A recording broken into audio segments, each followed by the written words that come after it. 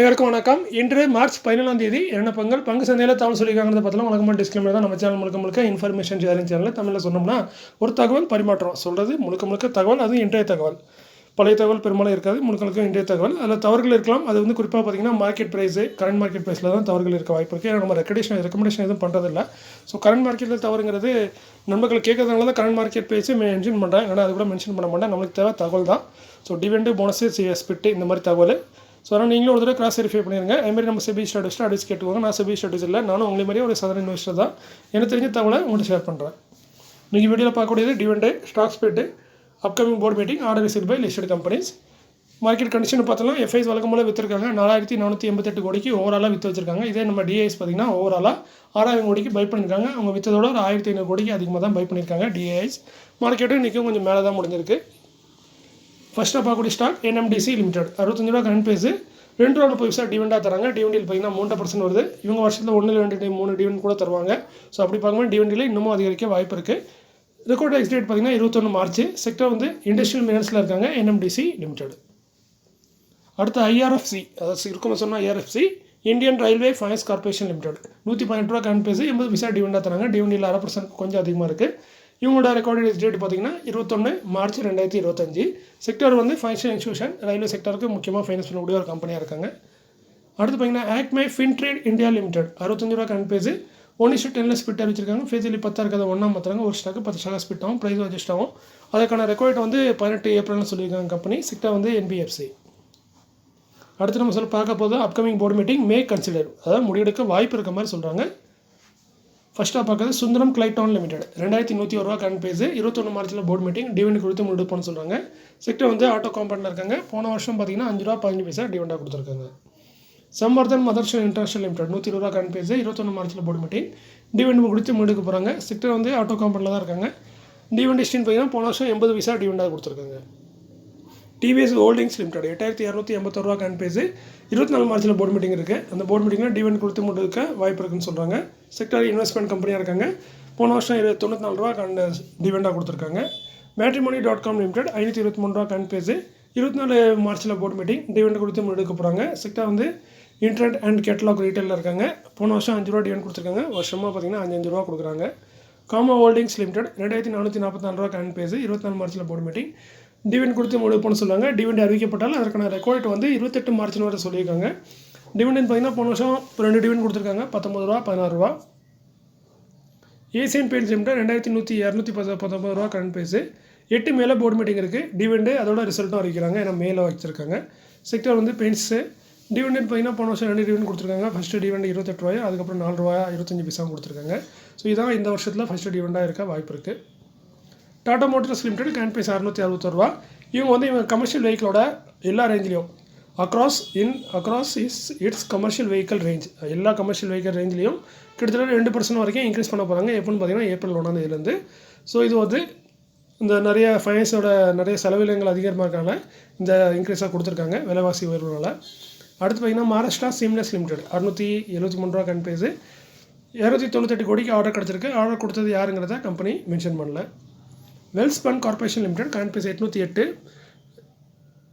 இவங்களுக்கு பார்த்தீங்கன்னா 2400 கோடிக்கு ஆர்டர் கிடச்சிருக்கு. இது வந்து இன்டர்நேஷனல் ஆர்டர், யூஎஸ்ஏல கிடச்சிருக்கு. கேஸ் பைப்லைன் ப்ராஜெக்ட்டுக்கு ஆர்டர் கொடுத்தது யாருங்கிறத கம்பெனி சொல்ல. மொத்தமாக இந்த ஆர்டரையும் சேர்த்து இந்த கம்பெனியோட கைவசம் பார்த்தீங்கன்னா கிட்டத்தட்ட ஆர்டர் புக்கில் 20,000 கோடியாக இருக்குது. இந்த 2400 சேர்த்து. சால்செட் எலக்ட்ரானிக்ஸ் லிமிடெட் 883 ரூபா கரண்ட் ப்ரைஸ் 50 கோடிக்கு ஆர்டர் கிடச்சிருக்கு. கொடுத்தது advance metering infrastructure service provider அப்படின்னு சொல்லியிருக்காங்க. இந்தியாவில் உள்ள கம்பெனி, பட் யாருங்கிறத மென்ஷன் பண்ணல. என்பிசிசி இந்தியா லிமிடெட் 78 ரூபா கரண்ட் ப்ரைஸ் 44 கோடியே 62 லட்சத்துக்கான ஆர்டர் கொடுத்தது Mahatma Gandhi institute of rural industrialisation. டப்ரியா பாலிவுட் லிமிடெட் 306 ரூபா கரண்ட் ப்ரைஸ் 3 கோடியே 67 லட்சத்துக்கான ஆர்டர் கொடுத்தது puri construction private limited. Hindustan construction company limited ICC 22 ரூபா கரண்ட் ப்ரைஸு 2191 கோடிக்கான ஆர்டர் கிடச்சிருக்கு. இது வந்து ஜாயின்ட் வெஞ்சரில் கிடச்ச ஆர்டர். அதாவது டாட்டா ப்ராஜெக்ட்ஸ் லிமிடெடும் சேர்ந்து கொடுத்த ஜாயின்ட் வெஞ்சரில் தான் கிடச்சிருக்கு. இவங்க கூட இன்னொரு ஜாயின்ட் வெஞ்சராக இருக்கிறது பார்த்தீங்கன்னா பார்ட்னர்ஷிப்பில் இருக்குது டாட்டா ப்ராஜெக்ட் லிமிடெட். ஸோ இவங்களோட ஷேர் பார்த்தீங்கன்னா கிட்டத்தட்ட 55% இந்த ப்ராஜெக்ட்டில். இதை கொடுத்தது மத்திய Pradesh metro rail corporation. Transformer and ரெக்டிஃபயர்ஸ் India limited 390 ரூபா கரண்ட் ப்ரைஸ் 726 கோடிக்கு ஆர்டர் கிடச்சிருக்கு. கொடுத்தது Gujarat energy transmission corporation limited. அடுத்த நியூஸ் முடிஞ்சது, வீடியோதோட முடிஞ்சது. ஸ்கிப் பண்ணிட்டு போயிருங்க. இதுக்கப்புறம் பார்த்தீங்கன்னா சில நண்பர்களை கேட்ட கமெண்ட்டுக்கு என்னோட தனிப்பட்ட பதில் தவறுகளாக கூட இருக்கலாம், பட் எனக்கு தெரிஞ்சதை சொல்லியிருக்கேன். அதேமாதிரி நிறைய டெக்னிக்கலாலாம் ரொம்ப கேட்டிங்கன்னா எனக்கு பதில் தெரியாது. நான் அந்தளவுக்கு பெரிய ஆளும் இல்லை, உங்களுக்கு தெரிஞ்ச அளவுக்கு தான் எனக்கும் தெரியும். நீங்கள் என்கிட்ட கேட்குற கேள்வியில் பார்த்தீங்கன்னா இந்த ஸ்டாக்கு டிவிடெண்டு, போனஸு, ஸ்பிரிட்டு, இந்த மாதிரி பைபேக்கு, இந்த மாதிரி ரிலேட்டடாக நியூஸ் கேட்டிங்கன்னா நான் உடனே பார்த்துட்டு அதை தேடி படிச்சுட்டு உங்களுக்கு வந்து பதில் சொல்லிடுவேன். மற்றபடி ஸ்டாக்கில் எந்த ஸ்டாக் நல்ல ஸ்டாக், எந்த ஸ்டாக் மேலே போகும், எந்த ஸ்டாக்கு என்ன ஆகுது, அந்த மாதிரி கேட்டிங்கன்னா கொஞ்சம் கஷ்டமாக தான் கேள்வி தான் அது எனக்கு. ஏன்னா எனக்கும் உங்களுக்கு மேலே ஒன்றும் தெரியாது தான்.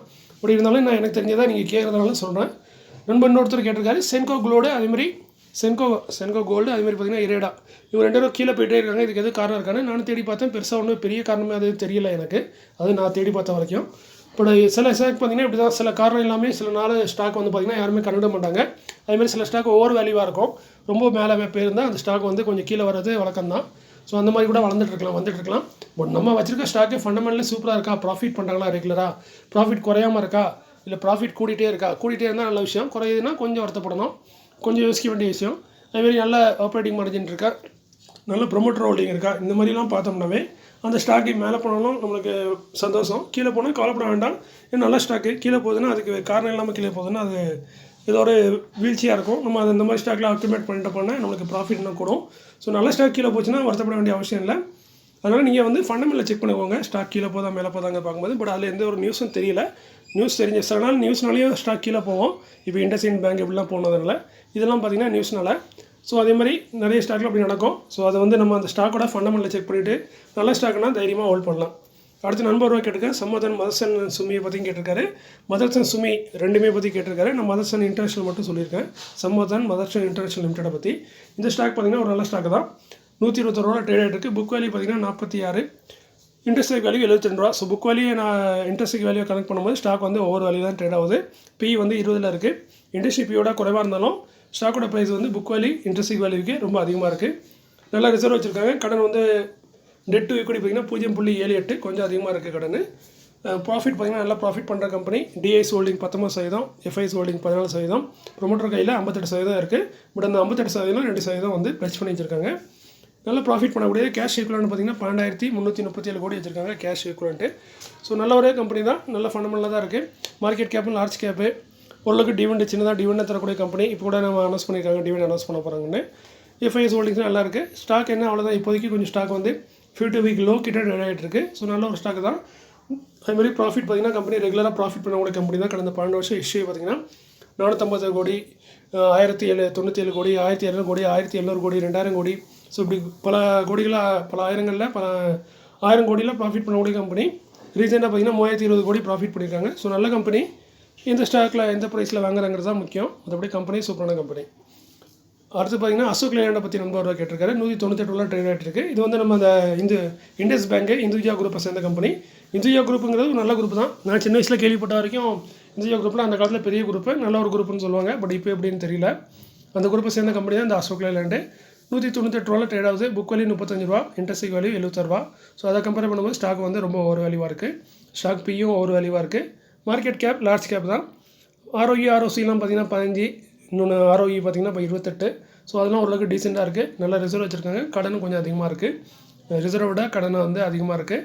Dead equity 4.30. ஸோ கடன் ரொம்ப அதிகமாக இருக்குது. இன்ட்ரெஸ்ட் வேல்யூ 76 ரூபா. ப்ரொமோட்டர் ஹோல்டிங் 51% வச்சுருக்காங்க. அந்த 51%லையும் 30% பார்த்திங்கன்னா ப்ளஸ் பண்ணி வச்சுருக்காங்க.